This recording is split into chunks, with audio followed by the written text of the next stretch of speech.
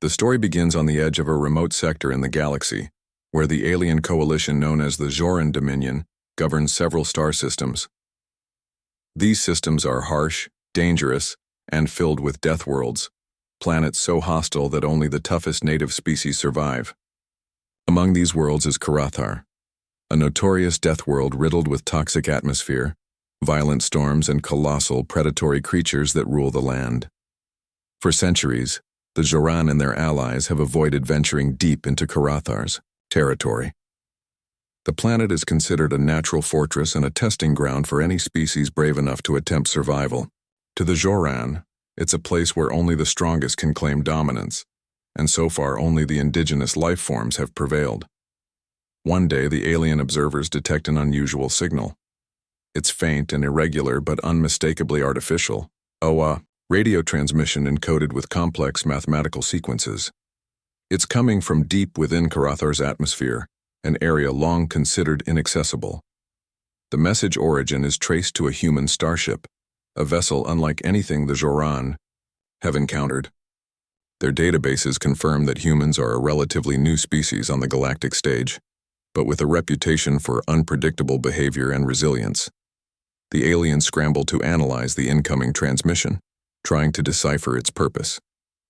Is it a distress call, a diplomatic message, or a declaration of conquest? The uncertainty sends ripples of tension throughout the coalition's command. Several factions advocate caution, while others push for a show of force to deter what they see as a potential threat. Meanwhile, the human ship, the Aegis Vanguard, descends through the toxic skies of Karathar without any signs of diplomatic intentions. Unlike typical first contact protocols, no communication attempts are made to introduce themselves or offer aid to the native species or the coalition. Instead, the ship launches a series of drones that begin systematic scans and environmental analysis, silently collecting data and preparing for something far beyond peaceful exploration. The alien observers watch with growing unease. The humans' silence and secretive behavior seem to signal more than curiosity. They begin to suspect that the humans see Karathar not as a challenge to overcome, but as a resource to claim. The idea of humans invading such a hostile world, without warning or negotiation, unsettles many. Local native tribes on Karathar, ferocious and adapted to the planet's brutal conditions, notice the arrival but receive no aid or outreach.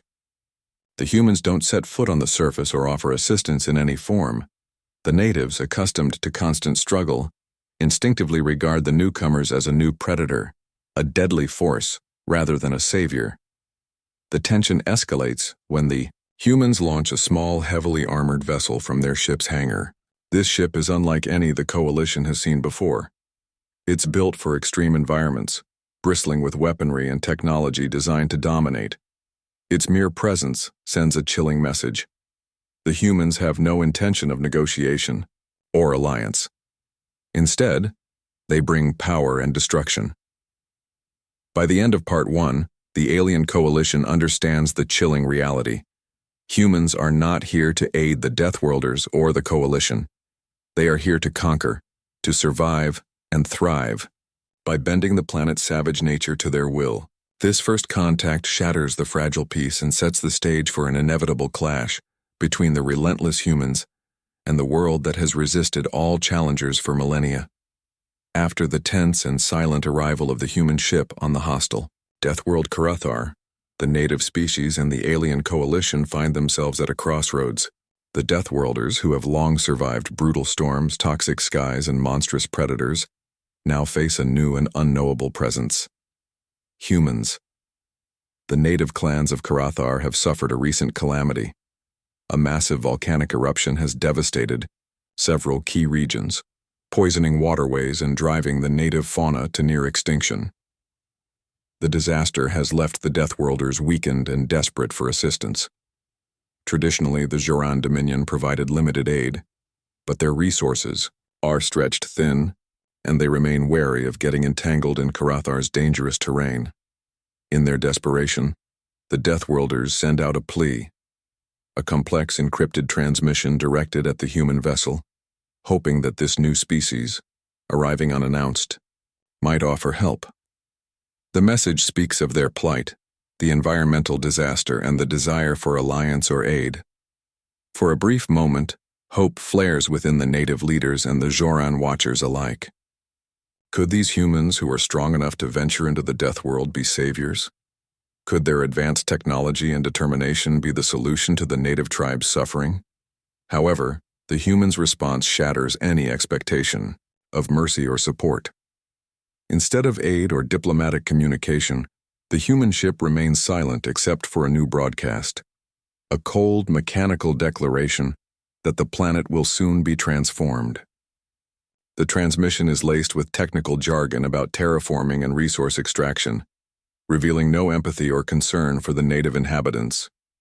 Soon after, the humans launch a second, much larger vessel from orbit, a heavily armed, industrial, warship designed for survival in the deadliest environments. This new arrival isn't a relief convoy but a harbinger of domination.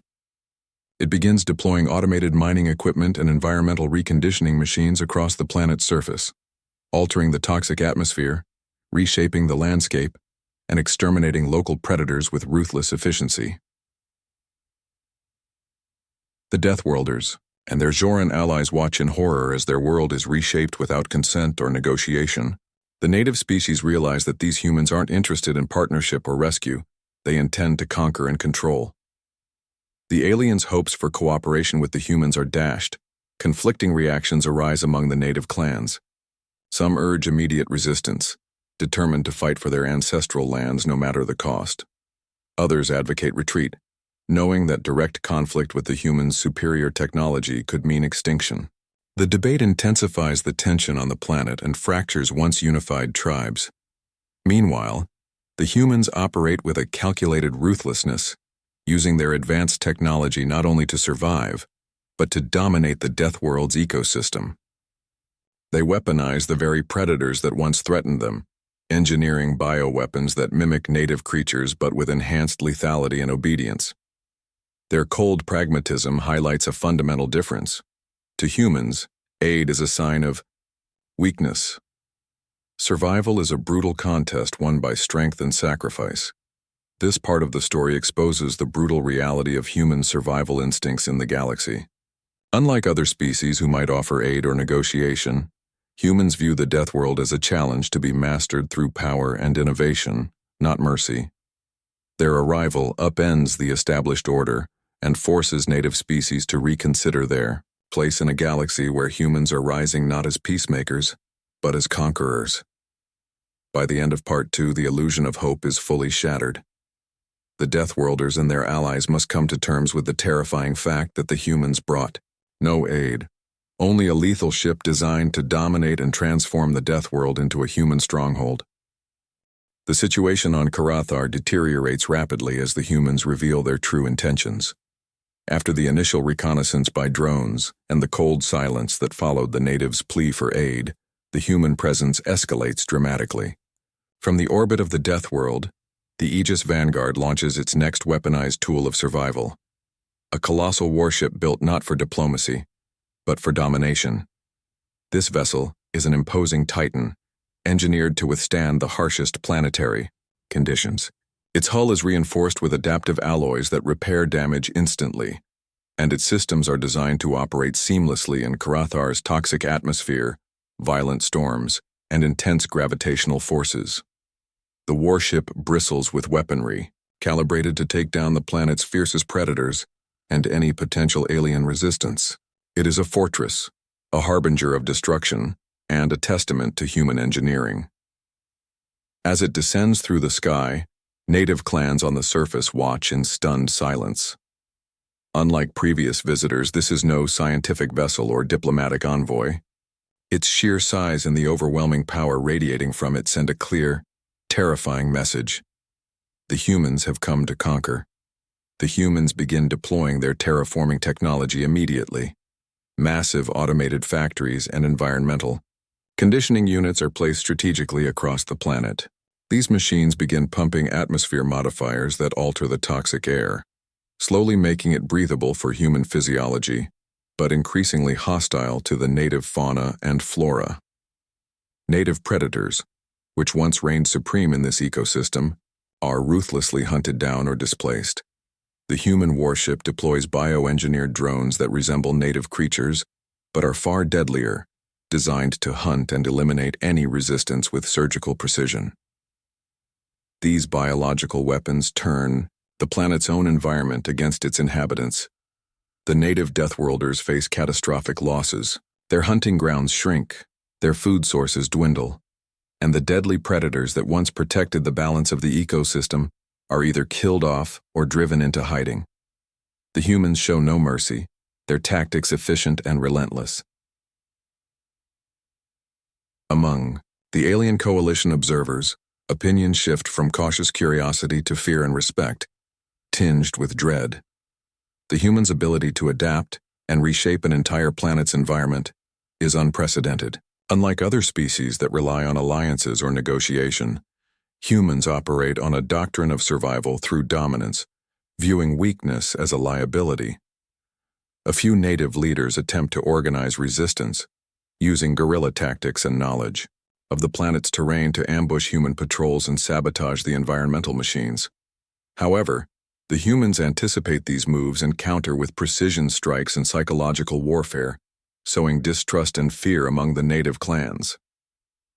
Meanwhile, the human crew aboard the warship demonstrates an almost fanatical discipline and resourcefulness. Their combat units, trained for survival on the deadliest worlds, display an unyielding resolve and an uncanny ability to learn and adapt from each skirmish. This adaptability reinforces the terrifying reputation humans have earned across the galaxy. The warship itself becomes a mobile fortress, impervious to native attacks and a symbol of unstoppable force. Its presence dominates the horizon, a reminder that the humans are not here to negotiate or assist, they are here to take control. By the end of Part 3, the Deathworld has been irrevocably changed. The native species grapple with the grim reality that their world is no longer theirs alone. The humans' lethal arrival signals a new order, one in which survival depends on strength, adaptability, and the ruthless will to dominate. The stage is set for an inevitable confrontation, as the Deathworlders and their allies prepare to face a human foe unlike any they have ever known. As the brutal conflict on Karathar intensifies, the true nature of human survival and warfare becomes starkly apparent.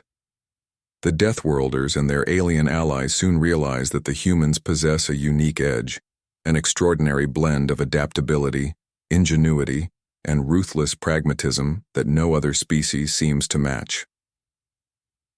Unlike typical invaders who rely solely on overwhelming firepower or numerical superiority, the humans use the planet itself as a weapon.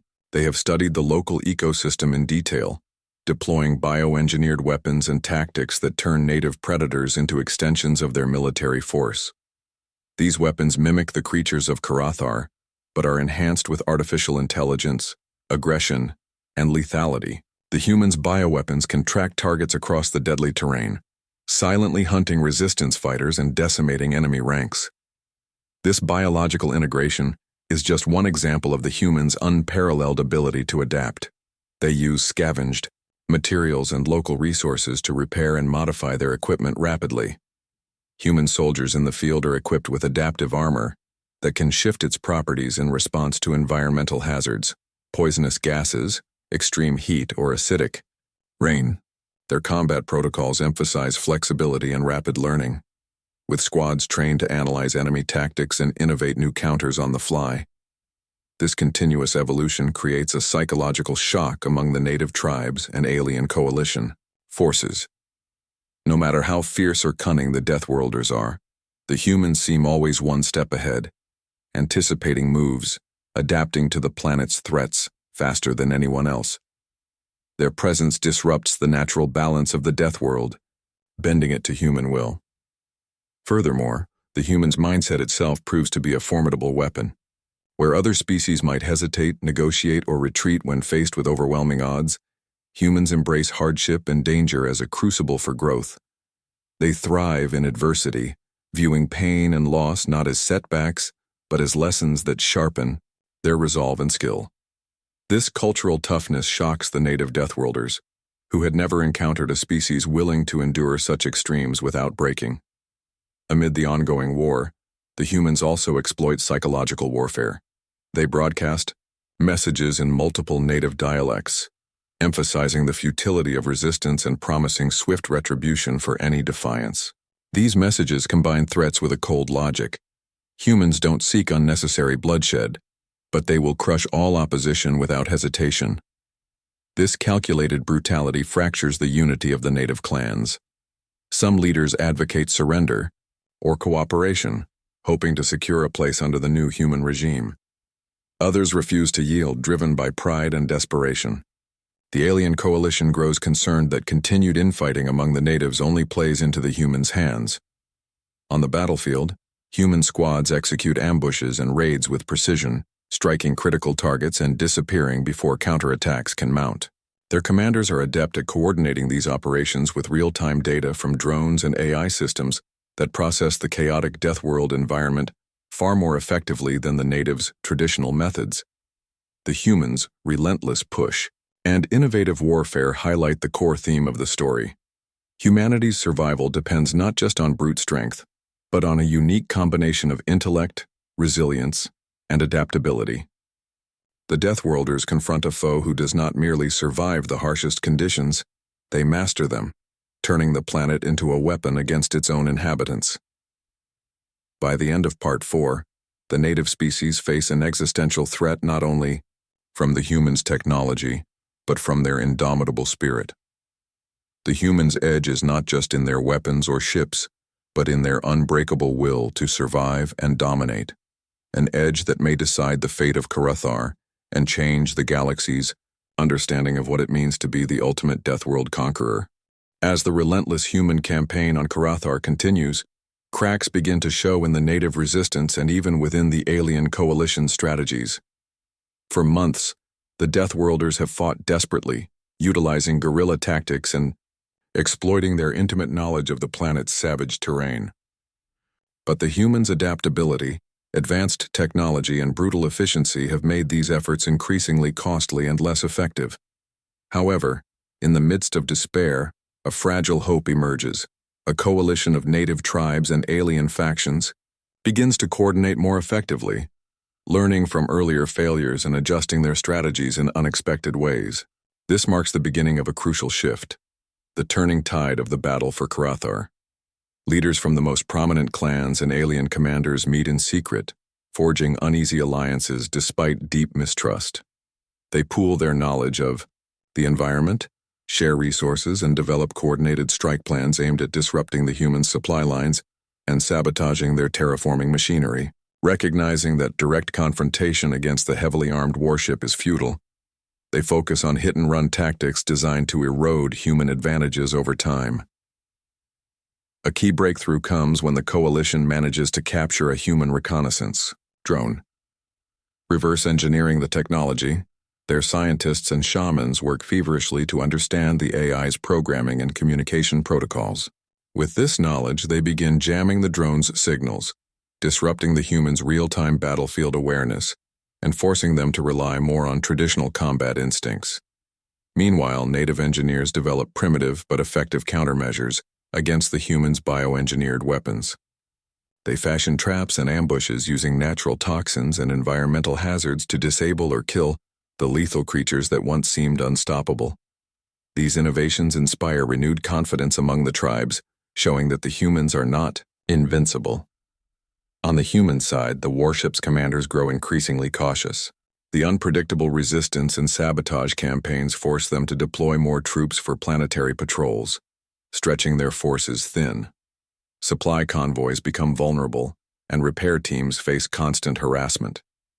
The once impervious fortress in the sky is no longer untouchable.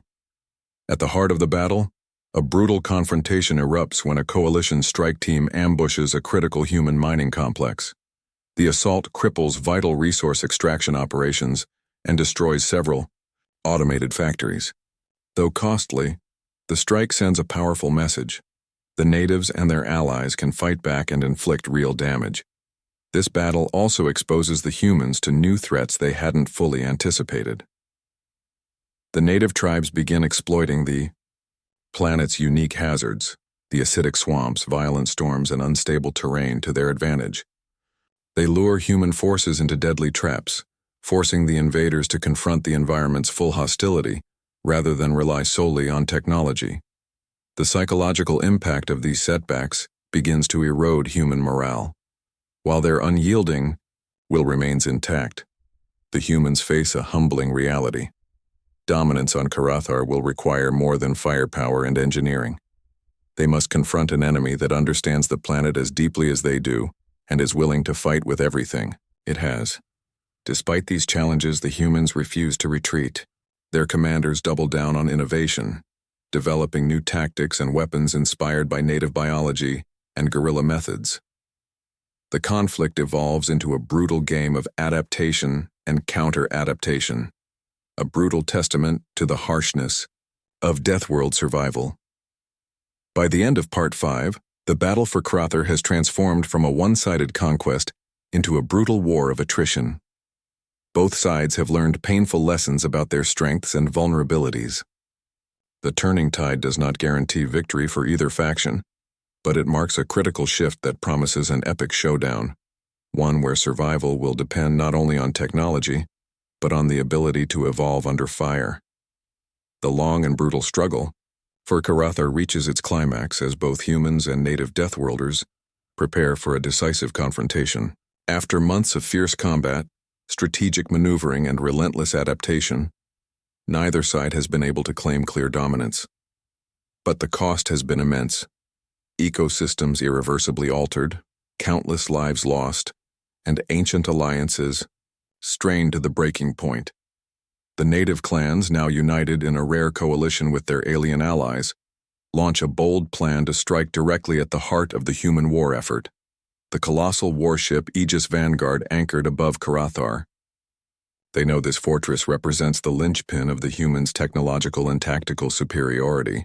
Destroying it would cripple the invaders' capacity to resupply, control the environment, and coordinate their forces.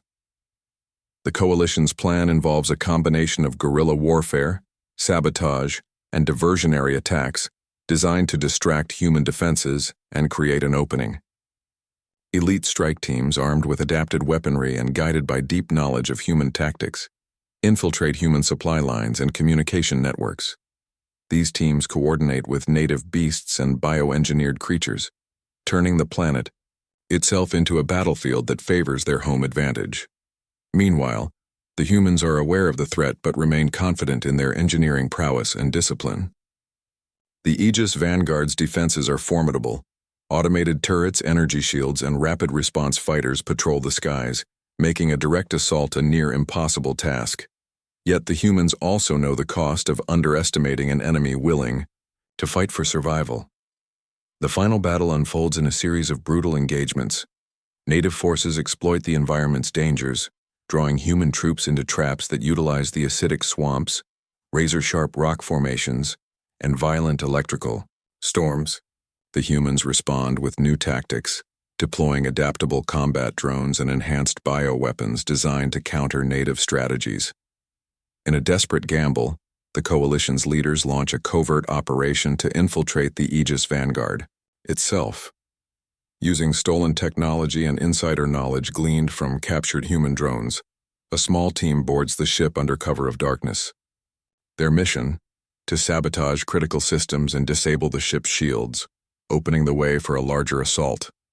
Inside the warship, the infiltrators face harrowing challenges: high-tech security systems, relentless human soldiers trained for close-quarters combat, and the claustrophobic environment of a fortress in space.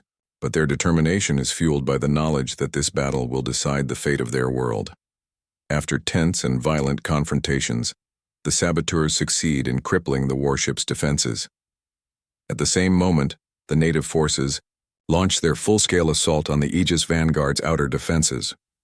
Without shields, the warship becomes vulnerable to coordinated attacks by ground forces, bioengineered beasts, and orbital strikes from allied alien ships.